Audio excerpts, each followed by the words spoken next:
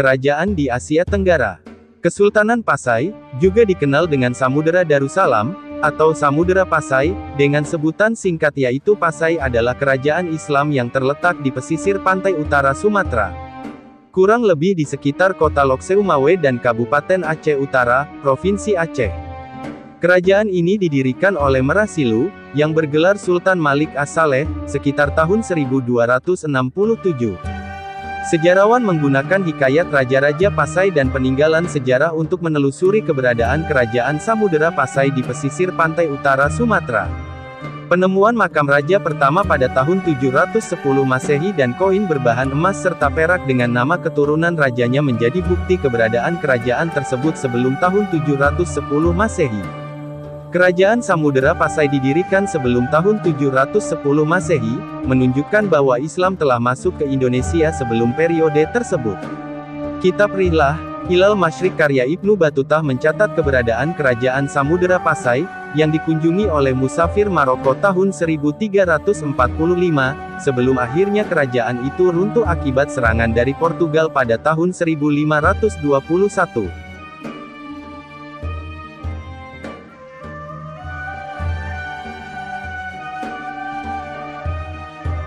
Berdasarkan hikayat Raja-Raja Pasai serta tersebut dalam Tambo Minangkabau Putra dari Ahlul Bait Sayyidina Husain, menceritakan tentang pendirian Pasai oleh Merah Silu dan menyebut nama raja yang mukim dari tahun 710 Masehi hingga para anak cucunya sebagai penyebar agama Islam di Sumatera, setelah sebelumnya ia menggantikan seorang raja yang bernama Sultan Malik Al-Nasser. Merah Silu ini sebelumnya berada pada satu kawasan yang disebut dengan Semerlanga kemudian setelah naik tahta bergelar Sultan Malik As-Saleh, ia wafat pada tahun 696 Hijriah atau 1267 Masehi. Dalam hikayat Raja-Raja Pasai maupun Sulalatus Salatin nama Pasai dan Samudera telah dipisahkan merujuk pada dua kawasan yang berbeda, tetapi dalam catatan Tiongkok nama-nama tersebut tidak dibedakan sama sekali. Sementara Marco Polo dalam lawatannya mencatat beberapa daftar kerajaan yang ada di pantai timur Pulau Sumatera waktu itu, dari selatan ke utara terdapat nama Verlek atau Perlak, Basma dan Samara atau Samudra. Pemerintahan Sultan Malik As-Saleh kemudian dilanjutkan oleh putranya Sultan Muhammad Malik Az-Zahir dari perkawinannya dengan putri Raja Perlak. Pada masa pemerintahan Sultan Muhammad Malik Az-Zahir, koin emas sebagai mata uang telah diperkenalkan di Pasai, seiring dengan berkembangnya Pasai menjadi salah satu kawasan perdagangan sekaligus tempat pengembangan dakwah agama Islam. Kemudian sekitar tahun 1326 ia meninggal dunia dan digantikan oleh anaknya Sultan Mahmud Malik Az-Zahir dan memerintah sampai tahun 1345. Pada masa pemerintahannya, ia dikunjungi oleh Ibnu Battuta, kemudian menceritakan bahwa Sultan di negeri Sumatera atau Samudera menyambutnya dengan penuh keramahan, dan penduduknya menganut mazhab Syafi'i.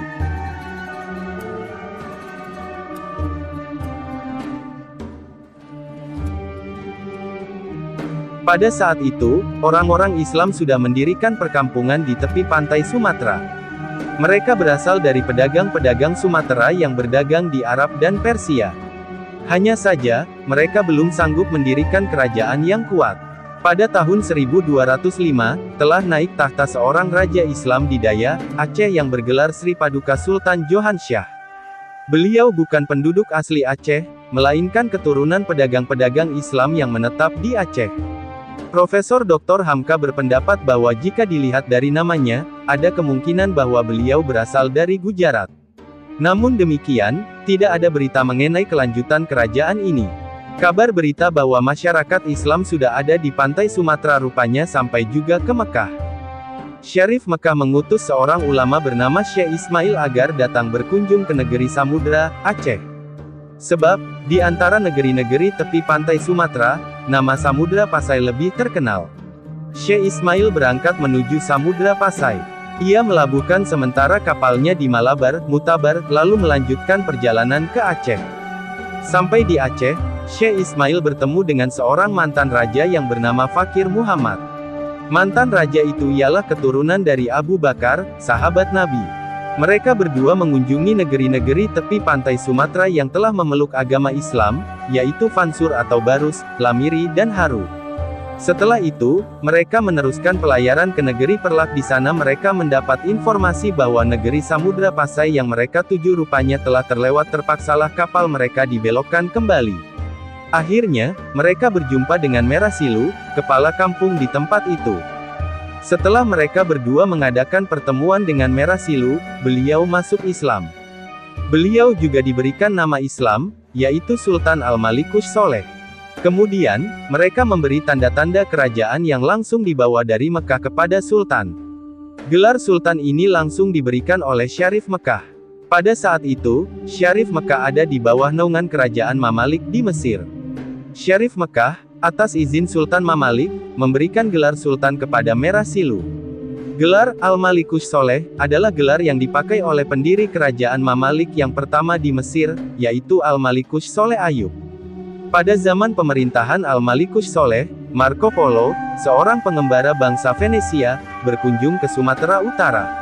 Pada saat itu, ia belum melihat banyak orang Islam di Sumatera, kecuali di kerajaan Perlak saja. Al-Malikus Soleh menikah dengan anak perempuan Raja Perlak yang telah beragama Islam. Beliau memiliki 2 orang putra.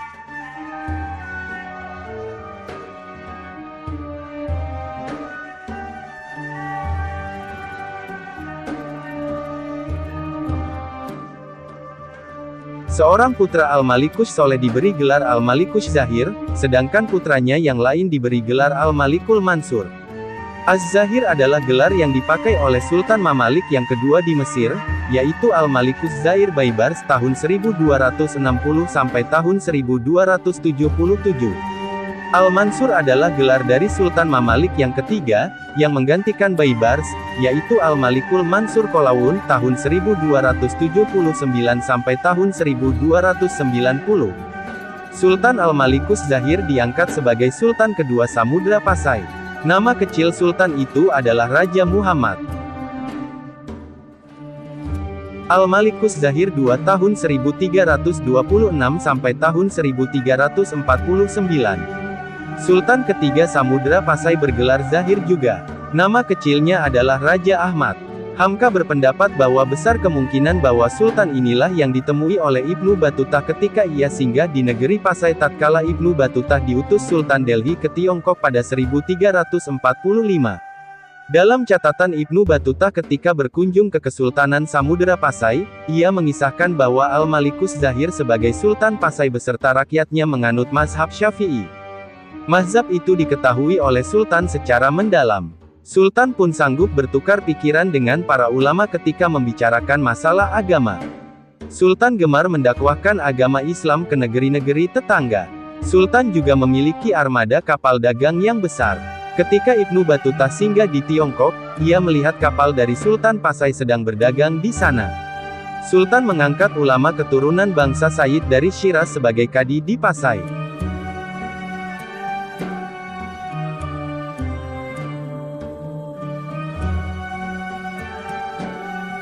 Setelah Sultan Al-Malikus Zahir meninggal, naiklah putranya Zainal Abidin.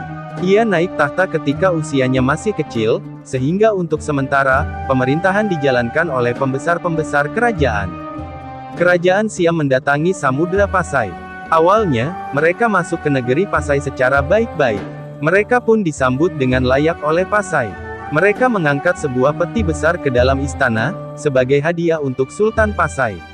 Ketika peti itu dibuka, melompatlah 4 orang pasukan Siam keluar dari peti, menangkap Sultan yang masih kecil. Sultan Pasai diculik dibawa ke kapal, ditawan di dalam istana Siam. Orang-orang besar Samudra Pasai terpaksa datang mempersembahkan tebusan ke negeri Siam, yaitu emas. Mereka memohon agar Sultan dapat dibebaskan. Raja Siam mengizinkan, dengan syarat, Pasai harus tetap rutin membayar emas. Akhirnya, pulanglah Sultan yang masih muda itu ke Pasai, hingga duduk kembali di atas singgasananya. Tidak beberapa lama kemudian, tiba-tiba datang pulalah pasukan Majapahit. Diserbunya Samudra Pasai sekali lagi. Pasai takluk di bawah Majapahit. Siam pun tidak mampu melawan Majapahit untuk mempertahankan Pasai. Peristiwa ini tertulis pada Hikayat Aceh dan Kitab Negara Kertagama Maharaja Tiongkok mengutus Admiral Cheng Ho untuk datang ke Pasai pada tahun 1405. Dalam riwayat Tiongkok, Raja Pasai pada saat itu ialah Zainul Abidin atau Zainal Abidin. Cheng Ho menganjurkan agar Pasai mengakui persahabatan dengan Maharaja Tiongkok, Kaisar Chengsu. Kaisar ini baru saja merebut kekuasaan dari kaisar yang dahulu, Huiti. Cheng Ho datang membawa hadiah tanda persahabatan dari Kaisar Tiongkok. Ia pun memberikan janji bahwa Tiongkok akan tetap membela Samudra Pasai, Malaka dan negeri-negeri lain, jika ada serangan dari luar, asalkan mereka mengakui perlindungan dari Tiongkok. Zainal Abidin meninggal dalam satu peperangan melawan negeri Nakur di Aceh. Permaisuri Pasai menjanjikan bahwa ia sudi menjadi istri bagi siapa saja yang sudi berjuang menuntut bela kematian suaminya dalam perang itu. Tampillah ke depan, seorang nelayan, untuk mengepalai tentara yang ingin mengalahkan negeri Nakur kembali. Menurut riwayat Tiongkok, nelayan itu menang perang, sehingga langsung diangkat menjadi raja, menggantikan raja yang meninggal, pada tahun 1412.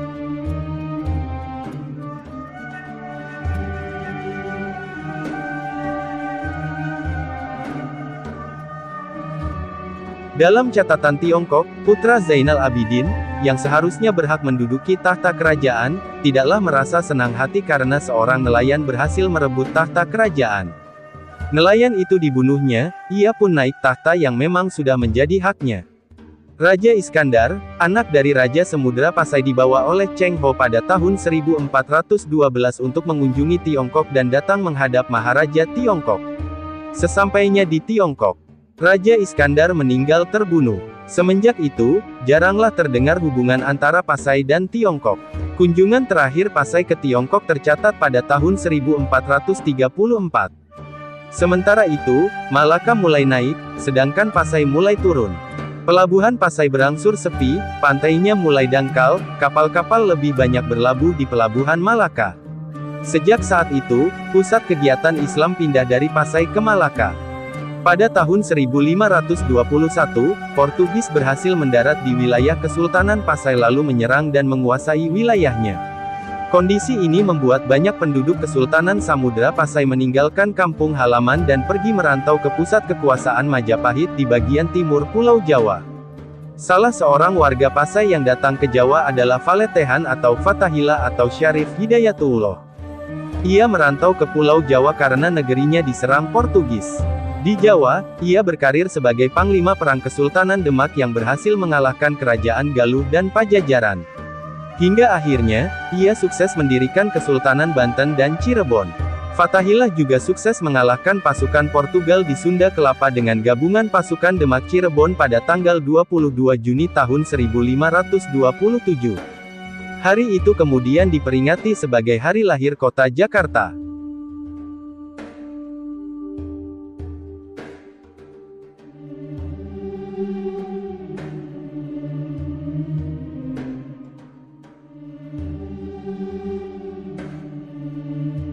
Kesultanan Pasai kembali bangkit di bawah pimpinan Sultan Zain al-Abidin Malik Az-Zahir tahun 1383, dan memerintah sampai tahun 1405.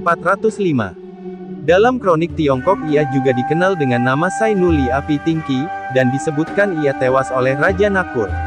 Selanjutnya pemerintahan Kesultanan Pasai dilanjutkan oleh anaknya Sultanah Nahrasiyah. Armada Cheng Ho yang memimpin sekitar 208 kapal mengunjungi Pasai berturut-turut dalam tahun 1405, 1408 dan 1412.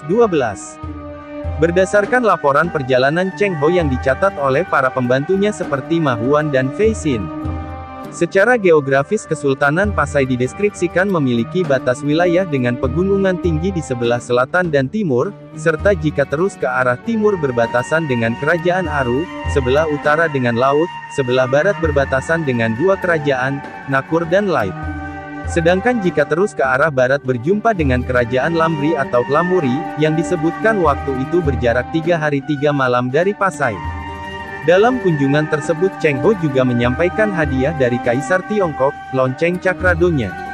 Sekitar tahun 1434 Sultan Pasai mengirim saudaranya yang dikenal dengan Hali Zihan.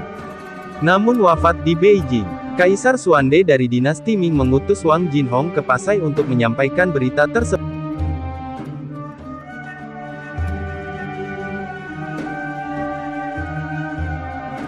Pusat pemerintahan Kesultanan Pasai terletaknya antara Krueng Jambu Aye atau Sungai Jambu Air, dengan Krueng Pasai atau Sungai Pasai Aceh Utara.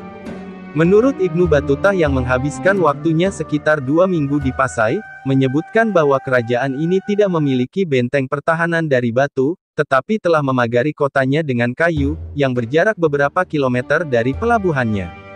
Pada kawasan inti kerajaan ini terdapat masjid, dan pasar serta dilalui oleh sungai tawar yang bermuara ke laut. Ma Huan menambahkan, walau muaranya besar namun ombaknya menggelora dan mudah mengakibatkan kapal terbalik. Sehingga penamaan Lok Seu Mawe yang dapat bermaksud teluk yang airnya berputar-putar kemungkinan berkaitan dengan ini. Dalam struktur pemerintahan terdapat istilah menteri, syah bandar dan kadi. Sementara anak-anak sultan baik lelaki maupun perempuan digelari dengan tun, begitu juga beberapa petinggi kerajaan. Kesultanan Pasai memiliki beberapa kerajaan bawahan, dan penguasanya juga bergelar sultan. Pada masa pemerintahan Sultan Muhammad Malik Az-Zahir, Kesultanan Peureulak telah menjadi bagian dari kedaulatan Kesultanan Pasai. Kemudian ia juga menempatkan salah seorang anaknya yaitu Sultan Mansur di Samudera. Namun pada masa Sultan Ahmad Malik Az-Zahir, kawasan Samudera sudah menjadi satu kesatuan dengan nama Samudera Pasai yang tetap berpusat di Pasai. Pada masa pemerintahan Sultan Zain al-Abidin Malik Az-Zahir, Lait atau Kerajaan Pedir disebutkan menjadi kerajaan bawahan dari Pasai. Sementara itu Pasai juga disebutkan memiliki hubungan yang buruk dengan Nakur, puncaknya kerajaan ini menyerangnya Pasai dan mengakibatkan Sultan Pasai terbunuh.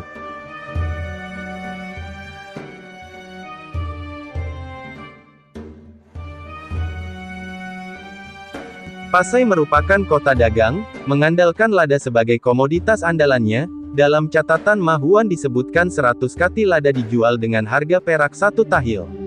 Dalam perdagangan Kesultanan Pasai mengeluarkan koin emas sebagai alat transaksi pada masyarakatnya. Mata uang ini disebut dirham atau dirham, yang dibuat 70% emas murni dengan berat 0,60 gram. Diameter 10 mm, mutu 17 karat. Sementara masyarakat Pasai umumnya telah menanam padi di ladang, yang dipanen 2 kali setahun, serta memiliki sapi perah untuk menghasilkan keju. Sedangkan rumah penduduknya memiliki tinggi rata-rata 2,5 meter yang disekat menjadi beberapa bilik, dengan lantai terbuat dari bilah-bilah kayu kelapa atau kayu pinang yang disusun dengan rotan, dan di atasnya dihamparkan tikar rotan atau pandan.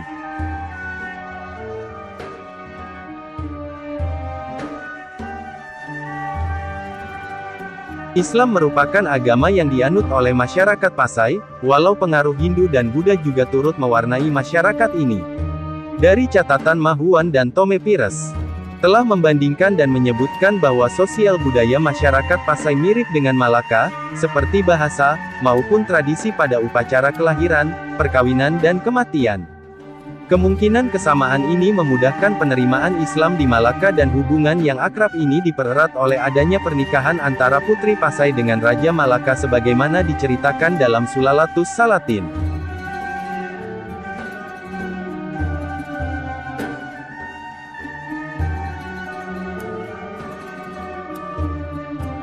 Menjelang masa-masa akhir pemerintahan Kesultanan Pasai, terjadi beberapa pertikaian di Pasai yang mengakibatkan perang saudara. Sulalatus Salatin menceritakan Sultan Pasai meminta bantuan kepada Sultan Melaka untuk meredam pemberontakan tersebut. Namun Kesultanan Pasai sendiri akhirnya runtuh setelah ditaklukkan oleh Portugal tahun 1521 yang sebelumnya telah menaklukkan Melaka tahun 1511, dan kemudian tahun 1524 wilayah Pasai sudah menjadi bagian dari kedaulatan Kesultanan Aceh.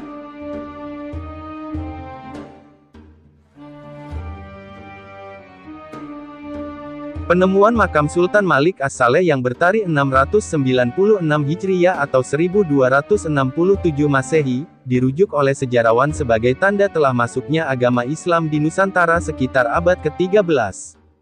Walau ada pendapat bahwa kemungkinan Islam telah datang lebih awal dari itu. Hikayat Raja-Raja Pasai memang penuh dengan mitos dan legenda, namun deskripsi ceritanya telah membantu dalam mengungkap sisi gelap sejarah akan keberadaan kerajaan ini. Kejayaan masa lalu kerajaan ini telah menginspirasikan masyarakatnya untuk kembali menggunakan nama pendiri kerajaan ini untuk Universitas Maliku Saleh, Bandara Maliku Saleh dan Museum Islam Samudera Pasai di Aceh Utara.